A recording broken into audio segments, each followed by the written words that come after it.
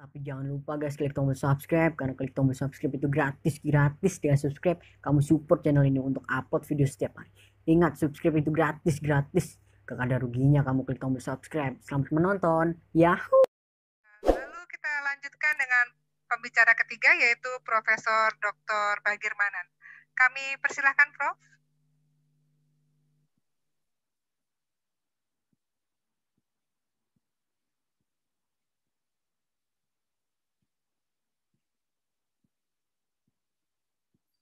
Profesor Bagirmanan, apakah sudah siap? Kang Jana mungkin bisa dicek mic-nya, soalnya belum terdengar.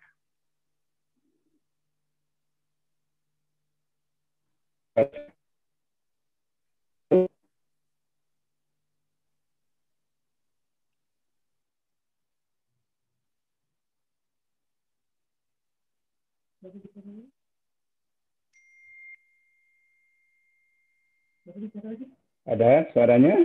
Sampun, Prof. Monggo, Ada Prof. nggak? Ada, Prof. Monggo, Prof. Silakan. Sudah. Baik. Tapi agak putus-putus, Prof. Assalamualaikum warahmatullahi wabarakatuh. Asyhadu an la ilaha illallah wahdahu la syarika lah wa asyhadu anna Muhammadan abduhu wa rasuluh. Allahumma shalli ala Muhammad wa ala Muhammad. Para alumni HMI, Pak JK, Akbar, Nazar, Pak Bedu, dan semuanya, termasuk yang barisan-barisan muda. Syukur Alhamdulillah atas upaya teman-teman kita ada forum seperti ini. Saya adalah dari Himpunan Mahasiswa Islam Bandung. Terakhir saya salah seorang anggota pimpinan HMI Batko Jawa Barat. Waktu itu Batko Jawa Barat masih meliputi Jawa Barat, Jakarta, dan Kalimantan Barat. Sebelumnya pengurus cabang dan pengurus HMI Unpad, Fakultas Hukum. Ada banyak peran yang saya lakukan.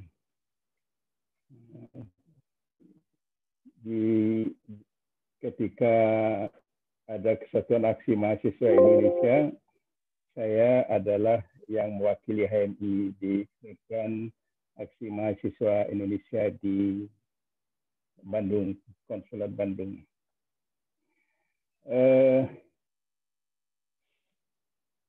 Saya akan bagi dua catatan saya, yaitu yang berkaitan dengan dengan PKI, kemudian yang kedua teknologi 3S. Katanya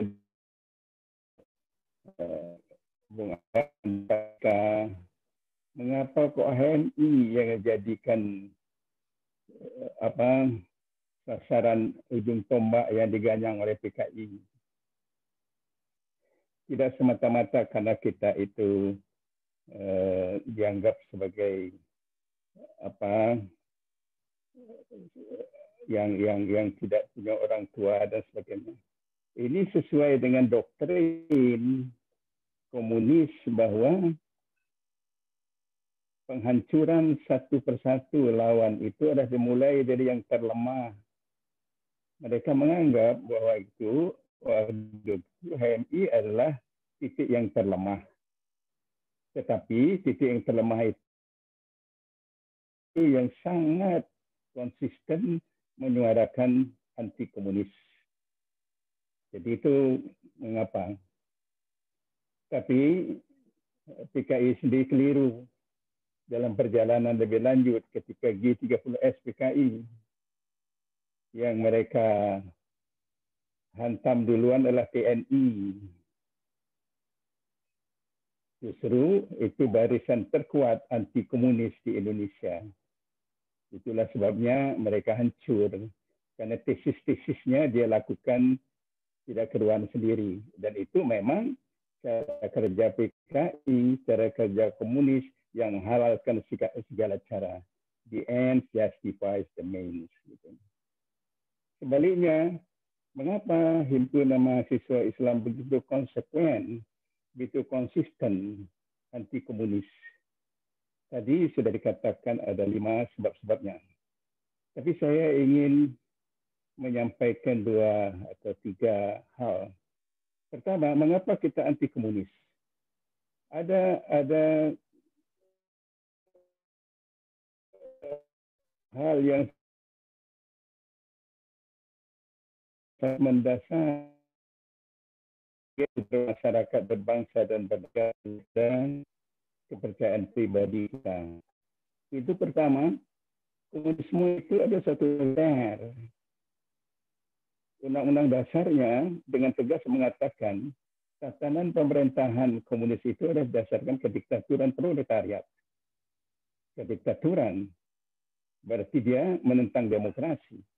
Di pihak lain, HMI adalah yakin benar dengan segala kekurangannya, demokrasi adalah satu tatanan kehidupan sosial politik pemerintah yang terbaik dalam mengelola kehidupan kemanusiaan ini. Yang kedua, mengapa kita sangat anti komunis? Komunisme itu adalah satu apakah dia filsafat, apakah dia ideologi, dia sangat anti kemanusiaan. Anti kemanusiaan. Karena sifat-sifatnya yang otoriter, yang monolitik, dia anti kemanusiaan. Itu bertentangan diametral dengan himpunan mahasiswa Islam yang justru mengajarkan kepada kita karena tuntunan agama kita bahwa kemanusiaan itu merupakan satu hal yang sangat mendasar. Jadi kalau dari segi itu wajar saja kita anti komunis. Tadi JK sudah menyampaikan mengapa komunis sangat mendahulukan mengancam HMI. Pak JK mengatakan karena ini lapisan intelektual yang kalau dibiarkan tumbuh meskipun dia dianggap sebagai masuk titik yang terlemah, tapi kalau dia tumbuh dia adalah satu lawan yang tidak dapat dilumpuhkan lagi. Mengapa? Karena kaum intelektual itu selalu bicara dengan hati nuraninya seperti diajarkan Bung Syahrir. Gitu ya. Kita selalu bekerja berdasarkan keyakinan hati nurani kita. Bekerja berdasarkan kebenaran ada pada kita.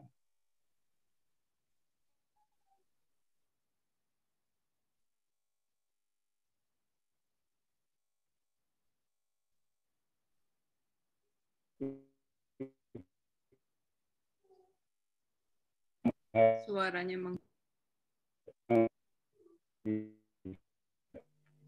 menghilang, Prof.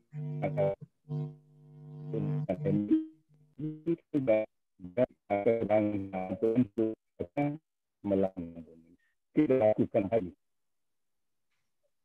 Halo, ya, saudara-saudara sekalian, sekarang saya masuk pada G30S PKI gitu.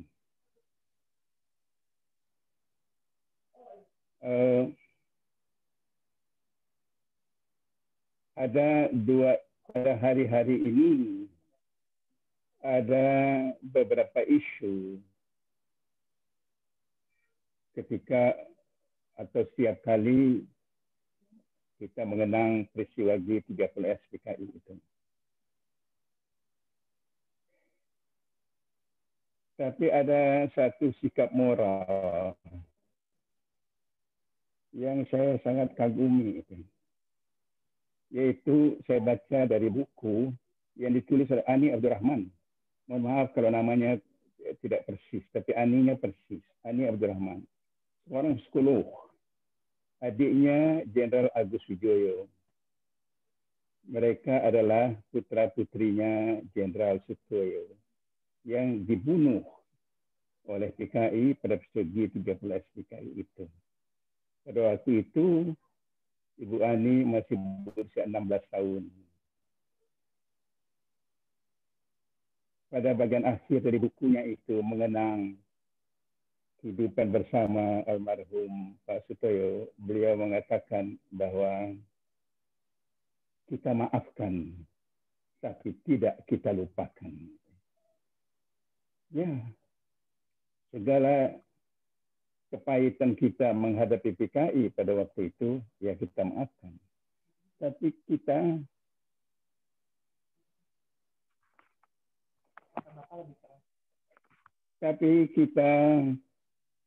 tidak melupakan itu. Kita maafkan, tapi kita tidak lupakan.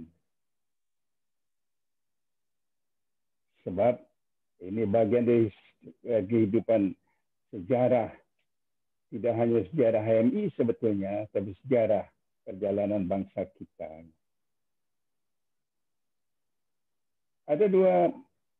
Ada beberapa persoalan tentang sekitar G30S PKI itu pada hari-hari kemudian. Pertama, ada yang mengatakan G30S PKI itu bukan pekerjaan PKI. Justru PKI menjadi korban provokasi. Bahkan ada yang lebih tegas mengatakan bahwa G30S itu adalah persoalan internal Angkatan Darat. Saya selalu, baik dalam tulisan maupun diskusi, dengan tegas mengatakan G30S adalah perbuatan PKI. Tidak bisa lain. Sebab baik secara metodologis maupun secara politik yang ada pada waktu itu, tidak ada yang lain yang akan melakukan itu kecuali PKI. Dan dia, G30S itu sebetulnya bukanlah kudeta. Sebab kalau kudeta dia tujukan kepada pusat pemerintahan, tapi satu bagian dari revolusi rakyat yang dia menyiapkan, revolusi rakyat. Satu revolusi yang akan mengubah segala-galanya. Sebab kalau kudeta belum tentu mengubah apapun, hanya mengubah kekuasaan saja, tapi akan mengubah segala-galanya. Ya. Maaf, Prof. Waktunya tinggal 2 menit lagi, walaupun lagi seru-serunya ini. Saya jadi kepo banget. Lanjut, Prof. Baik, ya. Itu satu. Yang kedua, sampai hari-hari ini masih ada yang mengatakan dengan isu HAM, bagaimana dengan korban G30S PKI itu, orang-orang yang jadi korban ketika kita melikuidasi gerakan G30S PKI itu. Saya mempunyai dialog, saudara-saudara, dengan seorang pengelola pers. Gitu.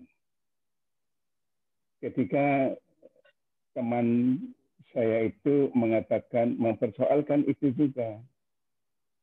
Saya katakan begini, di mana Anda menempatkan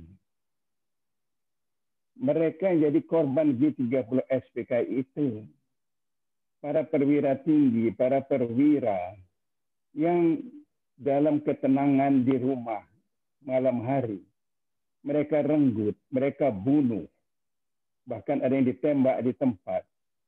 Di mana HAM mereka? Di mana HAM keluarga mereka yang ditinggalkan dengan paksa? Bagaimana misalnya Ade Irma Nasution menjadi korban pada malam itu? Di mana HAM mereka? Saya dijawab begini, tapi kan mereka itu sudah diadili Pak Bagir, sudah dijatuhi hukuman, betul. Tetapi dari segi hak asasi manusianya, mereka sejak kapan PKI mempunyai hak untuk merenggut nyawa orang yang tidak punya yang hidup, yang berada di rumah dengan tenang dan sebagainya? Apa hak mereka untuk merenggut hak asasi keluarga mereka? Jadi ini, saudara-saudara, mempersoalkan HAM bagi korban-korban itu barangkali memang harus kita akui ada hal-hal yang eksesif. Tapi juga kita harus mempertanyakan HAM bagi mereka yang dibunuh pada malam itu. Karena itu saya katakan bahwa kita harus kalau mempersoalkan, oke, kita persoalkan sama-sama. Gitu. Kita harus adil. Gitu. Hal-hal seperti itu. Saudara-saudara sekalian, kemudian bagaimana kita sejauh mana kita akan betul-betul berhasil meniadakan cara berpikir komunis. Jadi saya tidak lagi mengatakan bahwa PKI akan bangkit, gitu ya.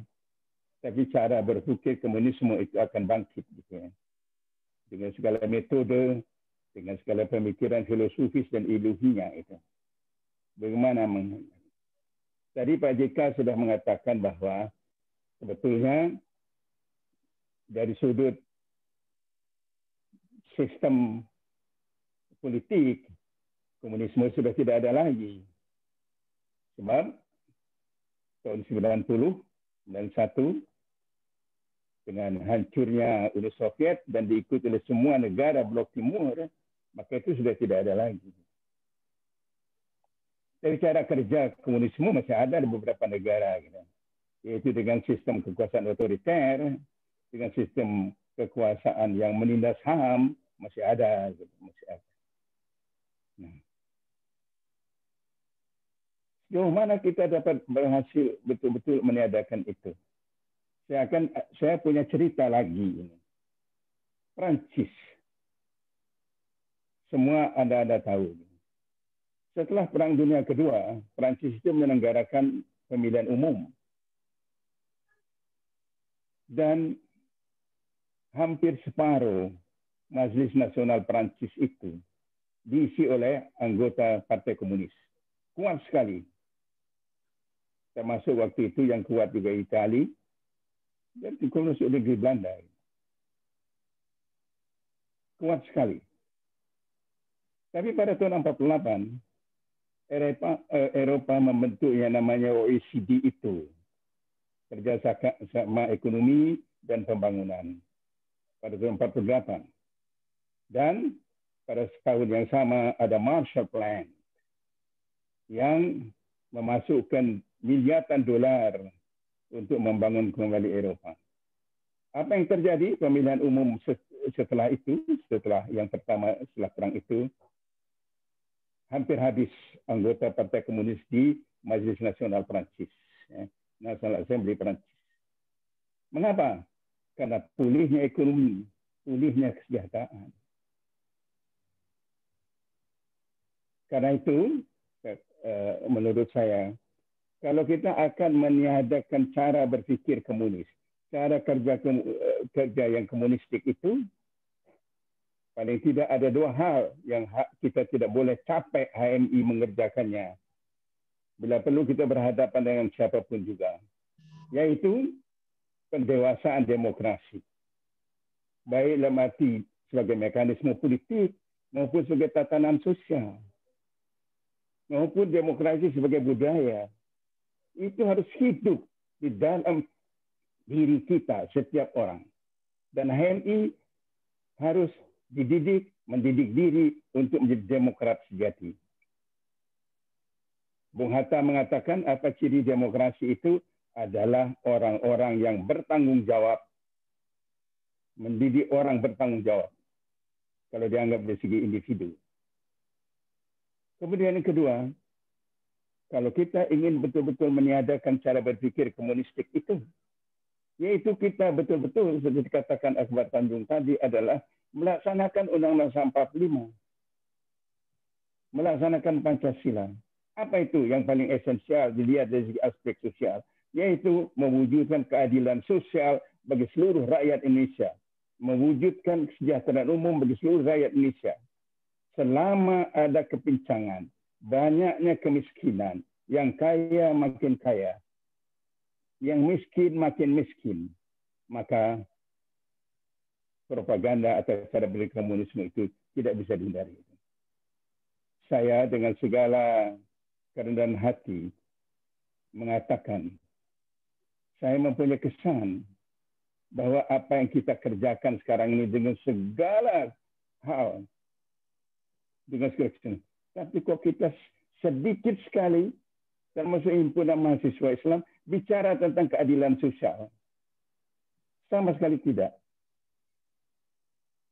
Di mana tempat keadilan sosial itu kepada rakyat kecil di Indonesia itu. Orientasi kita hanya pada pertumbuhan. Tapi kita tidak pernah belajar, tidak pernah mau tahu pertumbuhan itu ada di tangan siapa. Himpunan mahasiswa harus kembali kepada tanggung jawabnya sebagai kaum intelektual, tanggung jawabnya sebagai warga negara, tanggung jawabnya untuk memelihara negara ini. Di mana negara ini adalah kita yang membuatnya, Sekitar satu cerita penutup, saudara-saudara, ketika saya masih bekerja di Departemen Kehakiman, satu ketika saya didatang oleh teman-teman PI. Teman-teman PI marah-marah pada saya. Abang ini ada di sini, tapi tidak mengurusi kita. Saya katakan, abang ini kan mengurusi Indonesia. Terus mereka bercerita, kami baru selesai kongres abang. Bagaimana kalian kongres? Kami nyewa bus keliling-keliling Jakarta. Di bus itu kami putuskan membentuk pengurus baru. Giliran saya mengamuk. Saya gebrak meja. Saya dirjen. Republik ini kita yang buat. Sejak kapan kalau kita malah mau kongres saja dikejar-kejar orang? Terima kasih. Wassalamualaikum warahmatullahi wabarakatuh. Waalaikumsalam warahmatullahi wabarakatuh. Terima kasih Prof. Bagirmanan. Jadi makin jelas ya, semakin malam ini tiga pembicara sudah memaparkan mengapa sebetulnya PKI ingin membubarkan HMI, karena sebetulnya nilai-nilai PKI itu bertentangan ya dengan nilai-nilai HMI, seperti mereka itu anti demokrasi, anti kemanusiaan, otoriter dan monolitik ya. Jadi ini peran HMI, Prof. Bagirmanan bilang memang sangat dominan sebetulnya untuk memelihara negara ini. Tapi jangan lupa guys, klik tombol subscribe, karena klik tombol subscribe itu gratis. Dengan subscribe kamu support channel ini untuk upload video setiap hari. Ingat, subscribe itu gratis. Gak ada ruginya kamu klik tombol subscribe.